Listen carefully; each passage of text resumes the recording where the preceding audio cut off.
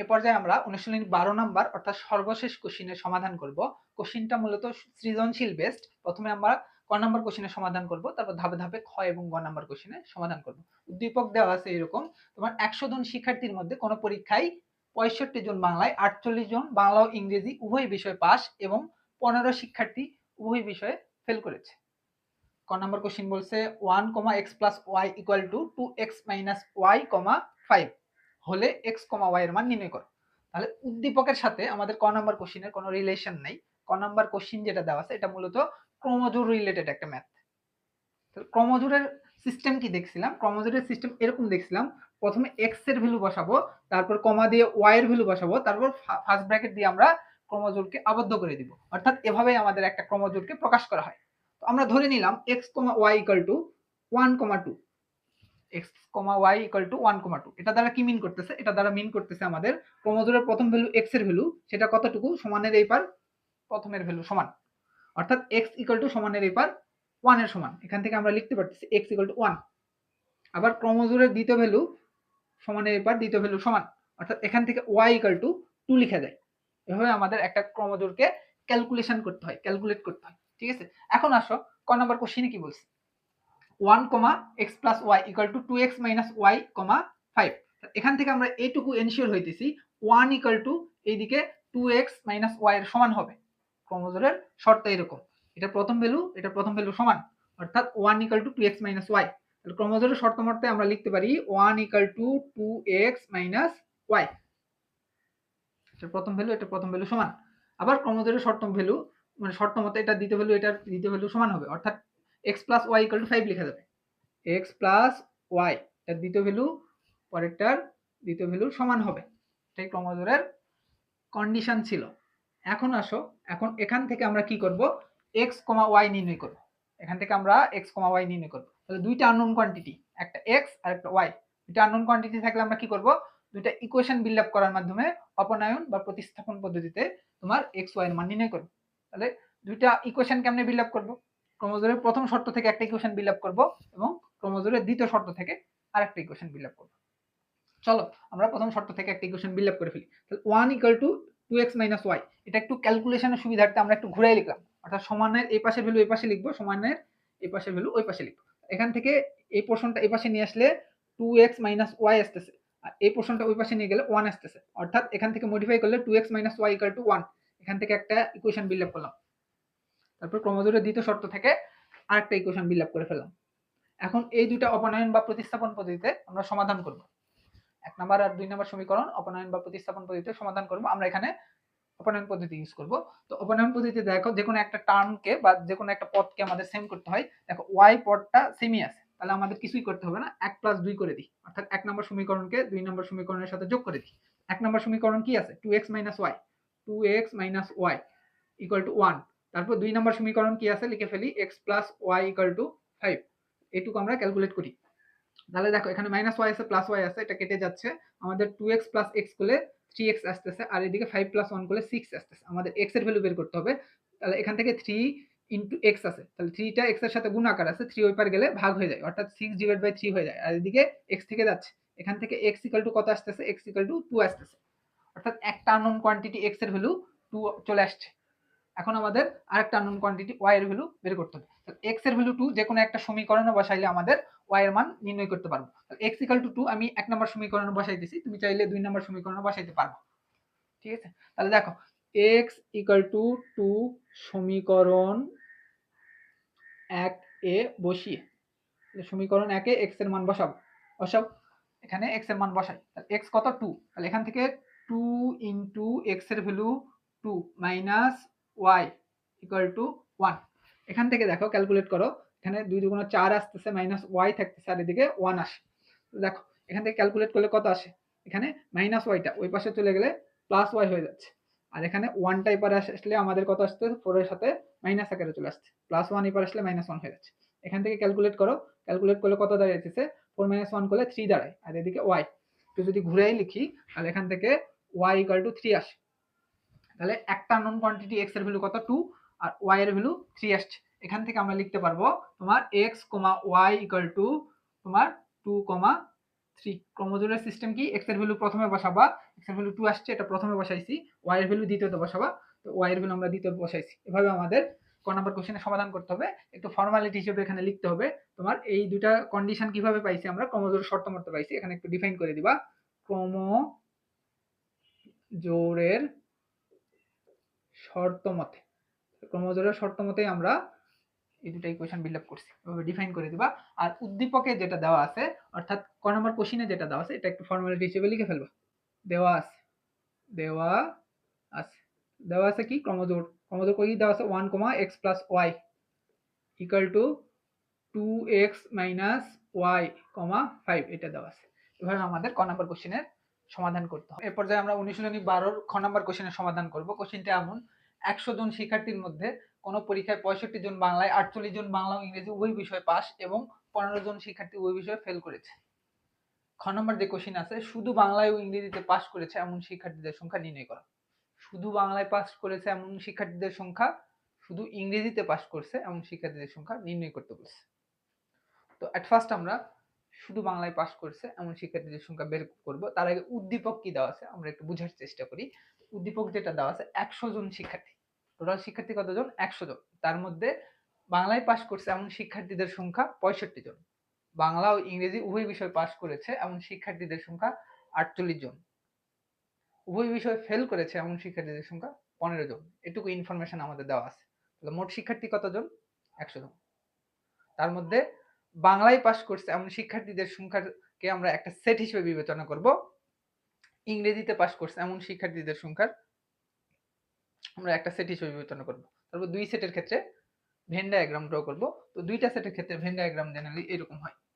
তাহলে ভেন ডায়াগ্রামে আমরা বাংলায় পাস করছে এমন শিক্ষার্থীদের সংখ্যার সেটকে বি সেট হিসেবে বিবেচনা করলাম। বাংলায় পাস করছে এমন শিক্ষার্থীদের সংখ্যা বি সেটের ভ্যালু এই বৃত্তের ভ্যালু হিসেবে আমরা বিবেচনা করলাম। এই বৃত্ত ক্ষেত্রের মধ্যে যতটুকু ভ্যালু থাকবে ততটুকু হচ্ছে বাংলায় পাস করছে এমন শিক্ষার্থীদের সংখ্যা। তারপর ইংরেজিতে পাস করছে এমন শিক্ষার্থীদের সংখ্যার সেটকে ই সেট হিসেবে বিবেচনা করলাম। তাহলে এই বৃত্ত ক্ষেত্রের মধ্যে যতটুকু ভ্যালু থাকবে ততটুকু হচ্ছে ই সেটের ভ্যালু। তাহলে বাংলায় ফার্স্ট পাস করছে এমন শিক্ষার্থীদের সংখ্যা কতজন আছে, 65 জন। তো এই বি সেটের ভ্যালু 65, অর্থাৎ এন অফ বি এটুকুর ভ্যালু আমাদের 65 দেওয়া আছে। তারপরে আসো, তারপরে বাংলা ও ইংরেজি উভয় বিষয়ে পাস করছে কতজন, 48 জন। তাহলে বাংলা ইংরেজি উভয় বিষয়ে পাস মানে এই পোর্শনটা, বাংলা ইংরেজি উভয় বিষয়ে পাস এই পোর্শনটা। তাহলে এই পোর্শনটার ভ্যালু কত, বি ইন্টারসেকশন ই। তাহলে এন অফ বি ইন্টারসেকশন ই, অর্থাৎ বাংলা ও ইংরেজি উভয় বিষয়ে পাস করেছে এমন শিক্ষার্থীদের সংখ্যা আমাদের 48 জন দেওয়া আছে। আর কি দেওয়া আছে, আমাদের টোটাল শিক্ষার্থীদের সংখ্যা 100 জন। টোটাল শিক্ষার্থীর সংখ্যার সেটকে ইউ সেট হিসেবে বিবেচনা করলাম, অর্থাৎ এই আয়তাকার বাক্সের ভেতরে যতটুকু ভ্যালু থাকবে সবগুলো ইউ সেটের ভ্যালু, সবগুলো টোটাল শিক্ষার্থীদের সংখ্যার ভ্যালু। তাহলে এন অফ ইউ, টোটাল শিক্ষার্থীদের সংখ্যা 100 জন দেওয়া আছে আমাদের কোশ্চিনে। আর কি দেওয়া আছে এখানে, আর দেওয়া আছে আমাদের যে 15 জন শিক্ষার্থী উভয় বিষয়ে ফেল করেছে। তাহলে পাস করেছে, অন্তত একটা বিষয় পাস করছে এমন শিক্ষার্থীদের সংখ্যা এই দুইটা বৃত্ত ক্ষেত্রের মধ্যে যতটুকু থাকবে ততটুকু, অন্তত একটা বিষয় পাস করছে এই দুইটা সার্কেলের ভ্যালু। তাহলে কোনো বিষয়ে পাস করেনি এমন শিক্ষার্থীদের সংখ্যা এই সার্কেলের দুটার বাইরের পোর্শনের ভ্যালু। কোনো বিষয়ে পাস করেনি এমন শিক্ষার্থীদের সংখ্যা সার্কেলের বাইরের ভ্যালু। সার্কেলের বাইরের ভ্যালু কতটুকু, 15 জন। 15 জন শিক্ষার্থী কোনো বিষয়ে পাস করেনি, অর্থাৎ ফেল করেছে। ঠিক আছে, তাহলে দেখো আমাদের বের করতে বলছে কি, শুধু বাংলায় পাস করছে, শুধু বাংলায় পাস করছে এমন শিক্ষার্থীদের সংখ্যা। তাহলে বাংলায় পাস করছে এমন শিক্ষার্থীদের সংখ্যা এই পুরো সার্কেল, শুধু বাংলায় কতটুকু, এই সাদা অংশের ভ্যালু, শুধু এই সাদা অংশের ভ্যালু হচ্ছে শুধু বাংলায় পাস করছে এমন শিক্ষার্থীদের সংখ্যা, এই সাদা অংশের ভ্যালু শুধু বাংলায় পাস করছে এমন শিক্ষার্থীদের সংখ্যা। এটা বের করতে গেলে কি করতে হবে, দেখো বাংলায় পাস করছে এমন শিক্ষার্থীদের সংখ্যা এই সার্কেলের ভ্যালু কতটুকু দেওয়া আছে, 65। তাহলে টোটাল ভ্যালু দেওয়া আছে 65, টোটাল ভ্যালু দেওয়া আছে 65। তার মধ্যে বাংলা ইংরেজি উভয় বিষয়ে পাস করছে এমন শিক্ষার্থীদের সংখ্যা 48 দেওয়া আছে। এটুকু যদি 65 হয়, এটুকু 48 হয়, তাহলে 65 থেকে 48 বাদ দিলে এই অংশের ভ্যালু পাবো। 65 থেকে 48 বাদ দিলে এই পোর্শনের বাংলা আমরা ভ্যালু পাবো, অর্থাৎ শুধু বাংলায় পাস করছে এমন শিক্ষার্থীদের সংখ্যা পাবো। তাহলে পুরো সার্কেল 65 থেকে 48 বাদ দিলে আমরা শুধু বাংলায় পাস করছে এমন শিক্ষার্থীদের সংখ্যা পাবো। এখানে কতটুকু আসছে, 17 জন আসতেছে। তাহলে এখান থেকে আমরা একটা ইনফরমেশন গ্যাদার করছি, সেটা হচ্ছে শুধু বাংলায় পাস করেছে এমন শিক্ষার্থীদের সংখ্যা আমাদের 17 জন আসছে। একটা অ্যান্সার আমরা পেয়ে গেছি। এরপর আসো আমাদের নেক্সট অ্যান্সার কি বের করতে বলছে, ইংরেজিতে পাস করছে এমন শিক্ষার্থীদের সংখ্যা। তাহলে দেখো শুধু ইংরেজিতে পাস করছে এমন শিক্ষার্থীদের সংখ্যা কোনটা, এই প্রশ্ন এই সাদা অংশ। তাহলে টোটাল ইংরেজিতে পাস করছে এমন শিক্ষার্থীদের সংখ্যা কোনটা, বৃত্তক্ষেত্রের ভ্যালু। এই বৃত্তক্ষেত্রের ভ্যালু কতটুকু দেওয়া আছে আমাদের, বৃত্তক্ষেত্রের ভ্যালু আমাদের দেওয়া নাই, ঠিক আছে। তাহলে এই বৃত্তক্ষেত্রের ভ্যালু আমাদের দেওয়া নাই, ভালো কথা। আমরা কি বের করব, শুধু ইংরেজিতে পাস করছে এমন শিক্ষার্থীদের সংখ্যা বের করব। তাহলে দেখো শুধু ইংরেজিতে পাস করছে এমন শিক্ষার্থীদের সংখ্যা বের করতে গেলে আমাদের টোটাল খেয়াল করে দেখো টোটাল শিক্ষার্থীদের সংখ্যা কত, 100 জন। টোটাল শিক্ষার্থীদের সংখ্যা 100 জন। এই 100 জনের মধ্যে কোন কোন ইনফরমেশন আছে, 100 জনের মধ্যে টোটাল শিক্ষার্থীর মধ্যে কোন কোন ইনফরমেশন আছে। শুধু বাংলায় পাস করছে এমন শিক্ষার্থীদের সংখ্যা আছে কতজন, 17 জন 100 জনের মধ্যে আছে। বাংলায় যে উভয় বিষয়ে তোমার পাস করছে কতজন, 48 জন। তারপর 100 জনের মধ্যে আর কি আছে, ফেল করেছে এমন শিক্ষার্থীদের সংখ্যা আছে 15 জন। আর আমরা ধরে নিলাম শুধু ইংরেজিতে পাস করছে এমন শিক্ষার্থীদের সংখ্যা x, শুধু ইংরেজিতে পাস করছে এইটুকুর ভ্যালু শুধু ইংরেজিতে পাস করছে এমন শিক্ষার্থীদের সংখ্যা x। তাহলে এই 100 এর মধ্যে আমাদের x আছে, অর্থাৎ টোটাল শিক্ষার্থীর মধ্যে কি আছে, শুধু বাংলায় পাস করছে এমন শিক্ষার্থীদের সংখ্যা আছে, বাংলায় ওই বিষয়ে পাস করছে এমন শিক্ষার্থীদের সংখ্যা আছে, শুধু তোমার ইংরেজিতে পাস করছে এমন শিক্ষার্থীদের সংখ্যা আছে, এবং কোনো বিষয়ে পাস করে না অর্থাৎ ফেল করছে এমন শিক্ষার্থীদের সংখ্যা আছে। এটা যোগ করলে আমাদের টোটাল শিক্ষার্থীর সংখ্যা আসে। আমাদের বের করতে হবে কি, x এর ভ্যালু, অর্থাৎ শুধু ইংরেজিতে পাস করেছে এমন শিক্ষার্থীদের সংখ্যা। তাহলে দেখো একটু ক্যালকুলেট করে দেখো কত আসে, 100 ইকুয়াল টু এদিকে ক্যালকুলেশন করলে আমাদের কত আসে তোমার 8 7 15 আর 5 20 অর্থাৎ 80 আসে, আর এদিকে x আসে, ঠিক আছে। 48 আর 10 58 10 68 আর সাথে 75 5 80। হ্যাঁ দেখো এইটুকু ক্যালকুলেট করলে আমাদের কত আসতেছে, 80 টাই পাশে আসলে মাইনাস হয়ে যায়, আর এদিকে x থাকে। এখান থেকে x এর ভ্যালু একটু ঘুরাই লিখলাম, আমি ডিরেক্ট ঘুরাই লিখলে 20 আসতেছে, x এর ভ্যালু 20। তাহলে আমাদের শুধু ইংরেজিতে পাস করেছে 20 জন, এটা আমাদের কাঙ্ক্ষিত অ্যান্সার। এখান থেকে একটু ধরে নিবা, হ্যাঁ ধরি শুধু ইংরেজিতে পাস করছে, শুধু ইংরেজিতে পাস করেছে এমন শিক্ষার্থীদের সংখ্যা আমরা কি ধরছি, এমন শিক্ষার্থীদের সংখ্যা আমরা x হিসেবে বিবেচনা করছি, x এর ভ্যালু আমাদের এটা আসছে, এবং আরেকটা ভ্যালু অর্থাৎ শুধু বাংলায় পাস করছে 17 জন। এভাবে আমাদের উপরের কোশ্চেনটার সলিউশন করতে হবে। এই পর্যায়ে আমরা সৃজনশীলের অর্থাৎ 12 নম্বর কোশ্চেনের লাস্ট কোশ্চেন যেটা আছে গ নাম্বার, এই কোশ্চেনের সমাধান করব। তো 12 নম্বর কোশ্চেনের গ নাম্বার কোশ্চেন এরকম বলছে, উভয় বিষয়ে পাস করেছে এবং উভয় বিষয়ে ফেল করেছে এমন শিক্ষার্থীদের সংখ্যার মৌলিক গুণনীয়ক সময়ের সেট দুইটি সংযোগ সেট নির্ণয় করো। অর্থাৎ এখানে উভয় বিষয়ে পাস করেছে এমন শিক্ষার্থীদের সংখ্যার মৌলিক গুণনীয়ক সময় বের করব, উভয় বিষয়ে ফেল করেছে এমন শিক্ষার্থীদের সংখ্যার মৌলিক গুণনীয়ক সময় বের করব, ওই দুটার মধ্যে সংযোগ সেট অর্থাৎ ইউনিয়ন বের করতে বলছে। তাহলে আমরা কি করব, প্রথমে উভয় বিষয়ে পাস করছে এমন শিক্ষার্থীদের সংখ্যার মৌলিক গুণনীয়ক সময় বের করব এবং সেটার সেটকে এ সেট হিসেবে বিবেচনা করব। উভয় বিষয়ে ফেল করেছে এমন শিক্ষার্থীদের সংখ্যার মৌলিক গুণনীয়ক সময় বের করব এবং ওটাকে বি সেট হিসেবে বিবেচনা করব এবং এ আর বি এর মধ্যে ইউনিয়ন করে দিব, অর্থাৎ এ ইউনিয়ন বি নির্ণয় করব। তাহলে আমাদের প্রাপ্ত সেটের অ্যান্সার পেয়ে যাব। তাহলে চলো এট ফার্স্ট আমরা উভয় বিষয়ে পাস করছে এমন শিক্ষার্থীদের সংখ্যা মৌলিক গুণনীয়ক সময় বের করব। তার আগে ধরি উভয় বিষয়ে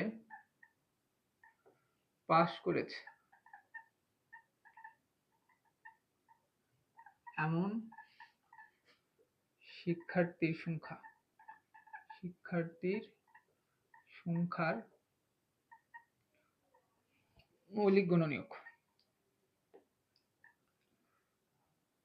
আচ্ছা এমন শিক্ষার্থীর সংখ্যার সেট লিখলাম, সেট, এটাকে আমরা এ সেট হিসেবে ধরলাম, এবং উভয় বিষয়ে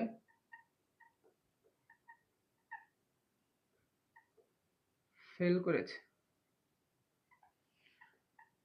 এমন শিক্ষার্থীদের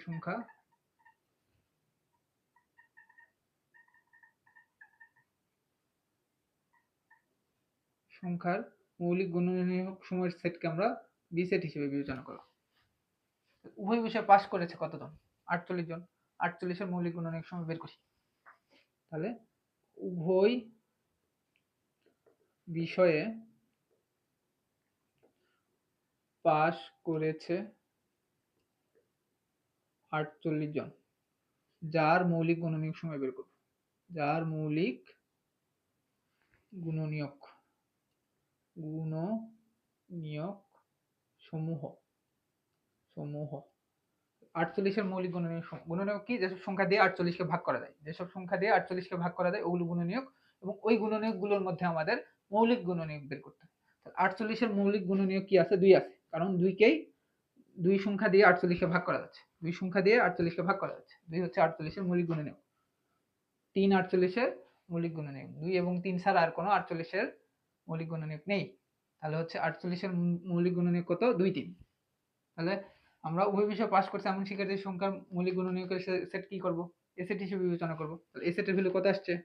এ সেটের ভ্যালু আসছে আমাদের 2,3। তারপর আমরা কি করব? ওই বিষয়ে ফেল করছে এমন শিক্ষার্থীদের সংখ্যার মৌলিক গুণনীয়ক বের করব। ওই বিষয়ে ফেল করেছে এমন শিক্ষার্থীদের সংখ্যার মৌলিক গুণনীয়ক বের করব। চলো করে ফেলি। উভয় বিষয়ে ফেল করেছে। ওই বিষয়ে কতজন ফেল করেছে? ওই বিষয়ে 15 জন শিক্ষার্থী ফেল করছে। 15 জন, যার কি করব? মৌলিক গুণনীয়ক বের করব। মৌলিক গুণনীয়ক সমূহ